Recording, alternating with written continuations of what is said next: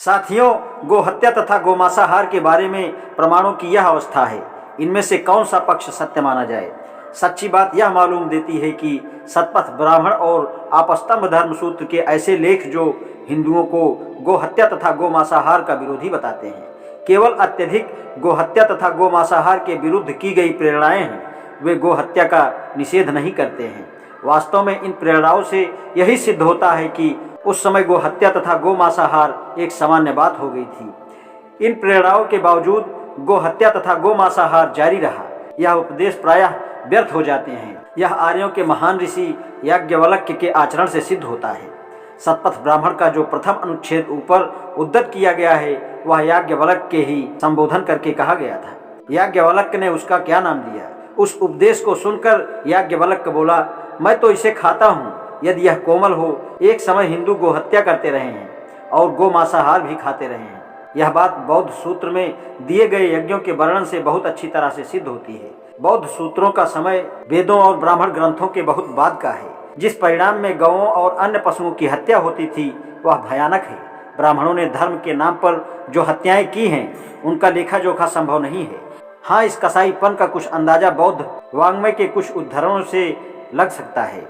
उदाहरण के तौर पर हम कूटदंत सूत्र का उल्लेख कर सकते हैं। इससे बुद्ध के करदंत ब्राह्मण को पशु हत्या न करने का उपदेश दिया है। बुद्ध हालांकि व्यंग्य की भाषा नहीं बोल रहे हैं, तो भी उनके कथन से वैदिक युग के कर्मकांड का एक अच्छा चित्र उपस्थित होता है। उनका कहना है, और आगे हे ब्राह्मण, उस यज्ञ में न बैल मारे गए, न बकरियां, न मुर्गे, न मोटे सुअर और न कोई प्राणी ही मृत्यु के घाट उतारे गए। खंभों के लिए कोई वृक्ष भी नहीं काटे गए। यज्ञ मंडप के गिर्द लपेटने के लिए दर्भ घास भी नहीं छीली गई। और उसमें जो दास या दूसरे कर्मकार थे, वे भी न मार से न भय से काम करते थे, और न काम करते समय उसके चेहरों से आंसू ही ढलते थे। दूसरी और कूटदंत बुद्ध धम्म इस प्रकार के यज्ञों में जो भयानक पशु बलि दी जाती है, उसका कुछ हाल बताते हैं। उसका कहना है, मैं बुद्ध धर्म और संघ की शरण ग्रहण करता हूँ। आज से भंते यावत जीवन मुझे तेरी शरण प्राप्त उपासक जान। हे गौतम, अब 700 वृषभ, 700 तरुण बैल, 700 बछड़े, 700 बकरियां और 700 भेड़ों को मुक्त करता हूँ।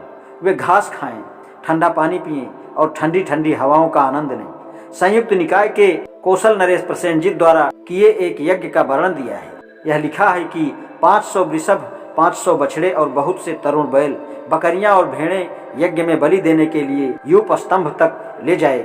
ऐसे साक्ष्य रहने पर किसी को भी इस बारे में संदेह नहीं हो सकता कि एक समय था जब हिंदू चाहे ब्राह्मण हो चाहे गैर ब्राह्मण हो, न केवल मांसाहारी थे लेकिन गो मांसाहारी भी थे। आज इतना ही। शेष कल। धन्यवाद।